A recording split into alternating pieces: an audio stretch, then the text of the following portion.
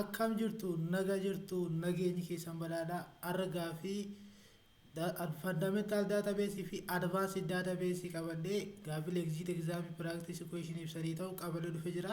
Kanaafuu sannoo wajjin tura wajjin dalagnaa jechuudha. So gaafin jalqaba kan jedhamu all are the true about the database normalization except that A, formal processing for deciding which attribute should be grouped together in relation. C, technique for analyzing table based on primary key or candidate key. C, reducing data redundancy, reducing the risk of data become inconsistent. D, process of manipulating database concept. So among these, which one is not true about the database normalization? Answer is D. Process manipulating the databases, it is not the concept of database normalization. For example, this is what about the database normalization. That means to process or deciding which attribute should be grouped together in a table or in a relationship. This is normally. This is in order to analyzing the table based on primary key and the candidate key. This is also used by the database normalization. Here, in order to reduce redundancy, reduce the risk of the data inconsistent, anunda humanina database normalization iti nu gargaara. Database normalization table kenna before organized ta'eedhaan akka redundancy hin baay'anneef riskiin database kee keessatti hin baay'anneef kan hunda kan nu hojjetu database normalization dha jechuudha. So gaaffii kan irratti deebii fata kam ta'a? Deebiin D, process of manipulating database content is not the purpose of database normalization. It is the purpose of maybe SQL or structural query language such like that all. Then let's go to the question number 2. Which one of the following is no data definition command? There are data definition command is and data manipulation, data definition language command and data manipulation language commands are there. Among that, which one is not, for example, sorry for him, that no data definition language command is A, creating table, B, altering table, C, dropping table, D, inserting table. So creating table in order to creating the table, in order to altering the table, in order to dropping the table, such like that, all are the data definition language commands. Except D is what? Inserting. Insert is what? Data manipulation language commands. So answer is D is not the data definition language commands. Then on question number 3. Question number 3. A table or relation is second normal form if it is satisfied which condition that a table or relation is the second normal form. There are different types of normalization form. First normal form, second normal form, third normal form are there. Among that, if we say one table or one relation is said to be second normal form if it is satisfied which condition? A, all k attributes are dependent on interprimary k. B, in third normal form. C, the primary key consists of many attributes. D, no partial dependence. So answer for this question is what? D, no partial dependence is the answer for this question, because one table is said to be second normal form if it is no partial dependence. If it is no partial dependence, then it is such like this one. Let's see question number, next question. Which one of the following is the SQL syntax that dropping the table? So in order to dropping the table, there are different syntax of SQL are there, or structural query language. So among that, we need to dropping the table. Which syntax is we use it? A, drop table, this one. B, drop table, table name, no semicolon. C, drop table, table name, semicolon. D, drop table, table name. So answer is what? C, drop table, table name.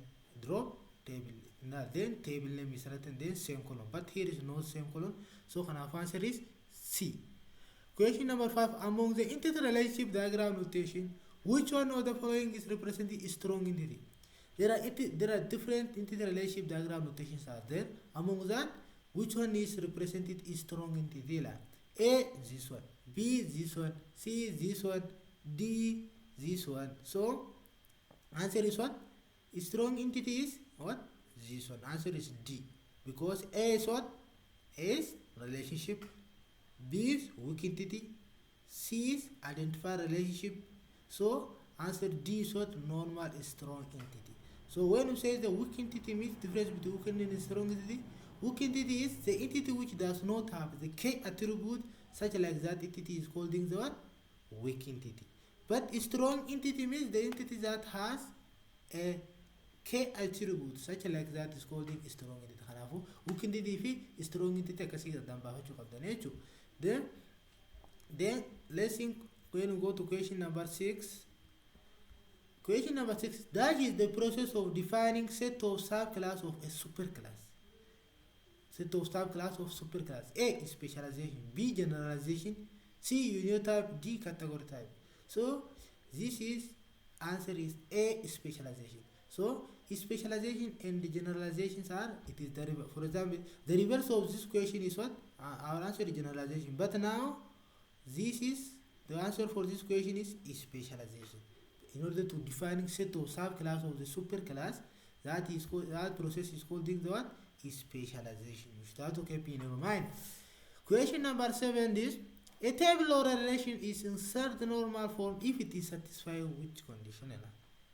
Table in insert the normal form can genuinely your condition come satisfy good at A.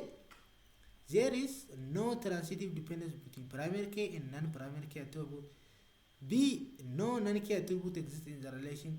C. If and only if every determinant is candidate key. D. None. Answer for this question number 7 is A. There is no transitive dependence between a primary key and a non-primary key attribute. Answer is A. So, hanaaf iyyuu table tokko third normal form kan jennuuni jalqaba first normal form, second normal form ta'uu qaba. Then ammas deebi'ee there is no transitive dependence between primary key and non-primary key attribute ta'uu qaba.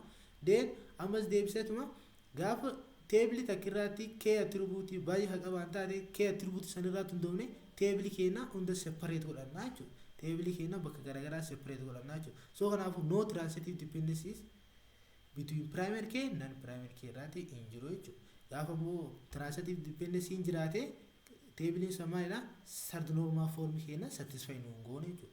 Kanaafuu third normal form jechuun table tokkini yoo jette transitive dependency fakkeenya table tokkirraa kee attribute baay'ee qabaanne kee attribute sana immoo kan isa biraatiif transitive yookiin kan biraallee nan kee attribute biraallee kan identify godhutan taate table samaan kun kee attribute isaatiin separate goonaa jechuudha. Separate goonee lakkii yennaa jechuudha. So table gosuun sun immoo yana third normal form yennaan jechuudha. Then when you see question number 8 it says that among the interrelations diagram notation which one of the following is represented multi-value attributes. So there are different types of attributes are there. Among that, which the diagram notations of multi-value attribute. A, this one. B, this one. C, this one. D, this one. So, answer for this question number 8 is C, this one. So, A is represented what? Derived attribute. B is represented normal key attribute. C is represented what? Multi-value attribute. But D is what? Represented composite attribute. Should have to keep it your man such like that. Should have to keep your man such like that. For example, K attribute means as you notice, it is attribute which is unique for one entity. It is called what? K attribute. Then derived attribute means if one entity has if the two attributes have relationships on the one entity, that such like that is called the what?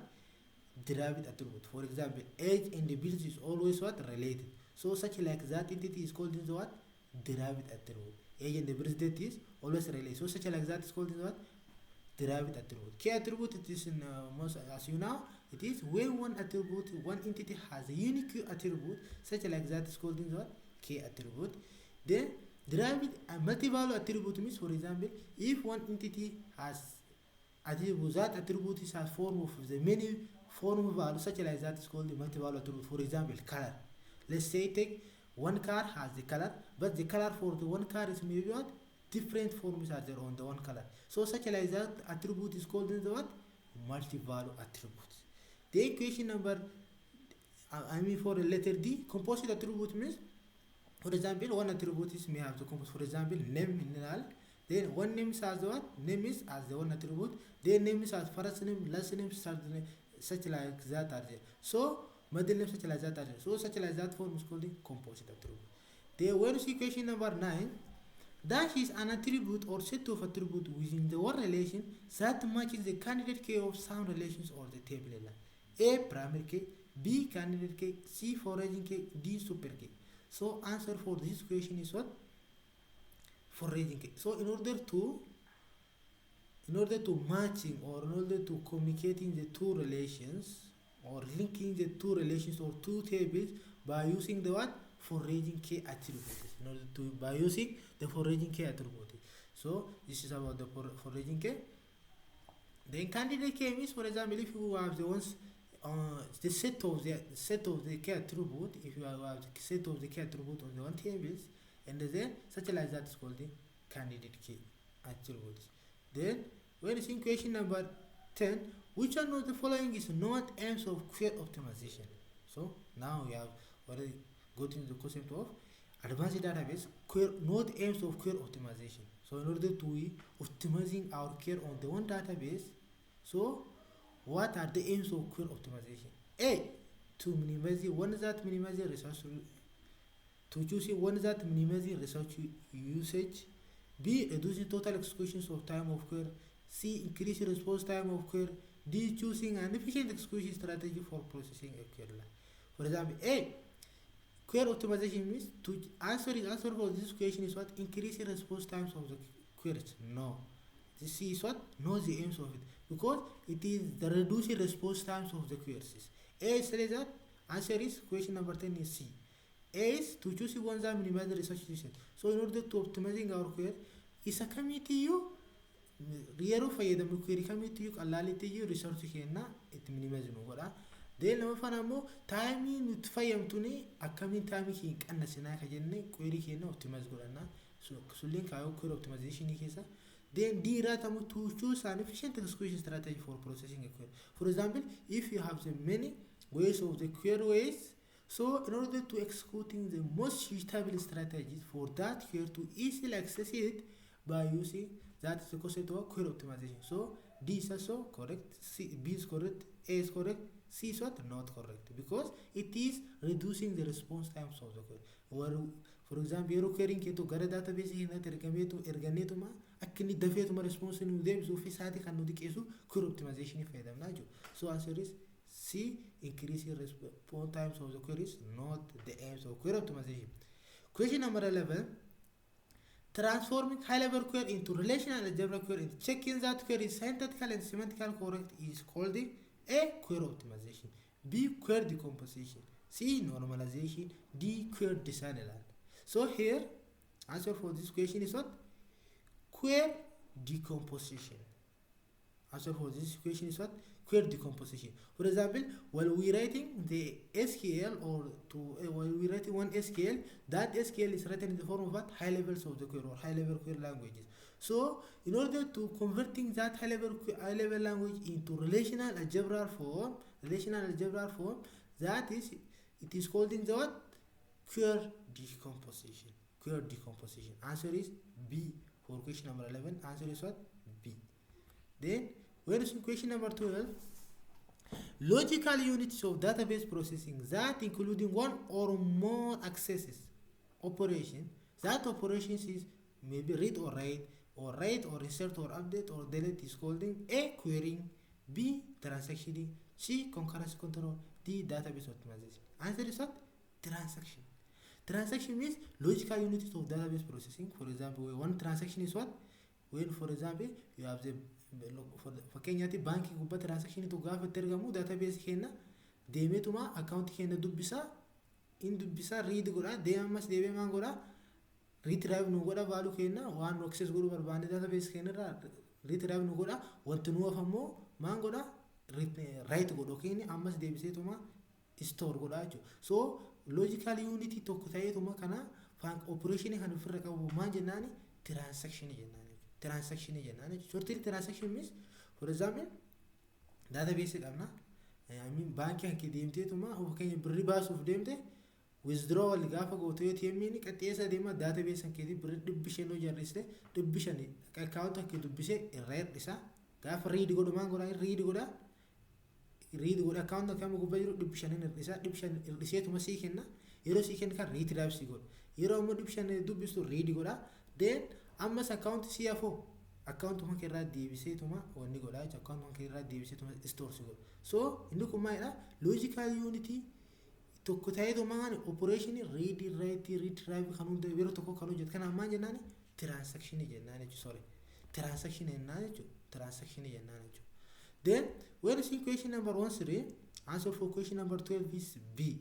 Question number 3, which transaction property that ensuring a transaction is either performed within it is entirely or not performed at all? For example, A, isolation, B, consistency, C, atomicity, D, durability. So answer for this question is what? Atomicity. There are the property of acid transaction property, which it is said that shortly you can take it as acid. A is representing atomicity, B A is representing atomicity, C is consistent, I is isolation, D is durability. Atomicity means what? Either one transaction is all it is initiated, either performed or not performed at all, or either successful or not successful at all. Kana jechuun transaction tokko jalqabe yookiin successful ta'a yookiin maal ta'a successful ta'u either aborted or not aborted. Jenne kan ensure nu godhu atomicity property dha jechuudha. Answering is C. Isolation means one transaction is while it is going to be executed, it must be what? Without disturbing the other transaction. It must be what? In order to ensuring one transaction is executed without interference of other transaction, to ensure which property of transaction? Isolation properties. Consistent properties of transaction is, consistency means one transaction is what? After transaction and before transaction is always must be equal. That is called the consistent. Durability means, durability properties of transaction means, for example, one transaction is after it is committed or permanently stored, if any other external forces can be to affect our database, that affection is not effect on or not any fatality on our database. Kan jechuun database keenya tokkini erga store permanently ta'een booda hojjaa qaama wanti bira dhufeetuma irratti effect ta'ellee infection sunin dhiibba tokko illee akka inni nuumnee fi kan ensure nu godhu durability property transaction dha jechuudha. So this is about acid property of transaction. Atomicity, isolation, consistent and durability. Then question number 1 for all are the conditions that are satisfied when two operations of transaction is scheduled said to be conflicted except. Kana jechuun transaction operation transaction tokkini gaafa schedule irratti conflict uumee kan jennuun yoomaan ta'edha yoomaan ta'e kan hin taanedha. I'm sorry. So A, they belongs to different transaction. B, both of their operation is read items. C, at least one of the operation is write items. D, they accessing the same data items. So answer is what? B, both of the operation is read items. So transaction lam yo al burdufe yo transaction gara tay conflicting numa sirrida. B, both of C nam C at least one operation is right item.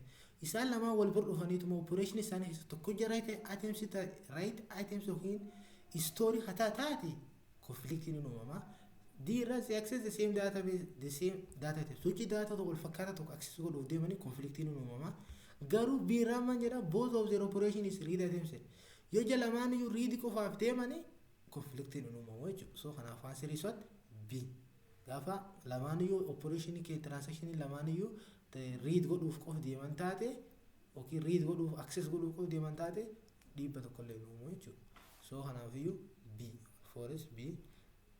Then question number 5, which problems is okay? So when transaction is updated database item, then the transaction is failed for some reason, and the update items is accessed by another transaction before it is changed back to its original value. A, lost update problem. B, write problem. C, temporal update problem. D, incorrect summary problem. Answer is what? Temporal update problem or write read conflicts or dirty conflicts. Answer is C, temporal update problems. Temporal update problems. So answer to question number 15 is what? Temporal update problem. For example, lost update problem and write update problems is write problems is the same. Kana jechuun for example transaction lama wal bira dhufaniituma gaafa tokko dhufeetuma update godhee kan biraallee dhufeetuma update godhee tokko immoo erga jalqabeen booda je erroriin ka uumamtaate haalleen dhufe write godhee lamaanuu write godhanii error store godhanii jechuudha. Kanaafiyyuu write problems and lost update problems isaa fakka. Temporal update problems jechuun ammoo transaction tokko dhufee database access godhee access erga read godheen booda jijjiireen booda yoo failuritiin uumame failure waan inni access godhe hadura inni update godhe sana mootuma dhufee transaction biraaleen access gaafa godhe taate transaction bira dhufee access godhe taate dunni original isaatiin deebiinooyu failure gosunis database irratti hojjetamu temporal update problem or write read conflict jennaan jechuudha. So this is about question number 15.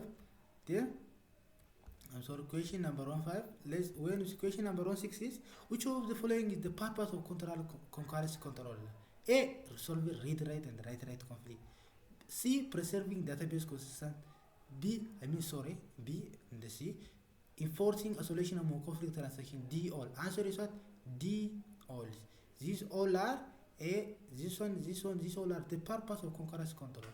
Concurrency control is kana transaction in database ke irratti yeroo fakkaata keessatti yeroo isaan hojjetanii akka inni conflictiin uumamne control kan nu godhu maajina concurrency control jennaan. Concurrency control mechanismidha jechuudha.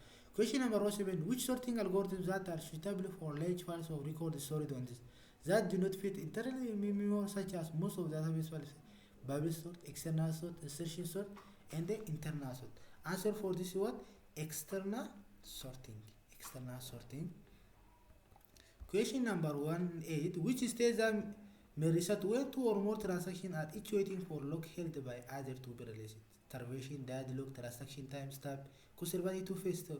So answer is what? Deadlock. Deadlock jechuun yoo transaction tokko dhufeetuma wanti inni fudhachuu barbaade kan transaction biraatiin qabamee kan jirtaate agni sun gadhiisuu ka eege taate maal jennaani state gostuun suni deadlock jennaan. Starvation ammoo yoo transaction tokko dhufeetuma wanti inni fudhachuu barbaadu transaction baay'ee kan qabata taate carra bira tokkollee hin qabne duubatti deebi'uun ala carra bira hin qabne taate starvation jennaan jechuudha. Question number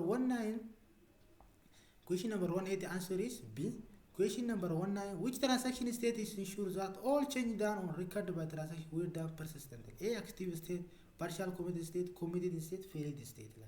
So there are different transaction states are there, which is active state, partial committed state, and failed state. Active state means when our transaction is firstly initiated. Your transaction is active state.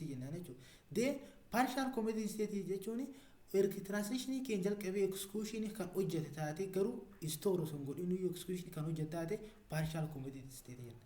The committed state is demo erganni mangoruda ojjateetuma permanently store nu godhe committed state jedhana transaction kan. D failed state no erganni jiddu failed ta'e answer is what? C committed state. So for the lectures or for this part is enough. So please try to encourage us by subscribe and like. Kanaafuu galatooma sanii jedha subscribe share godhuudhaan nu jajjabeessa. Kanaafuu itti fufa paartii taanus qabadee dhufa. Kanaafuu amma sanatti obsaan nu eegaadha isaniin jedha jechuudha.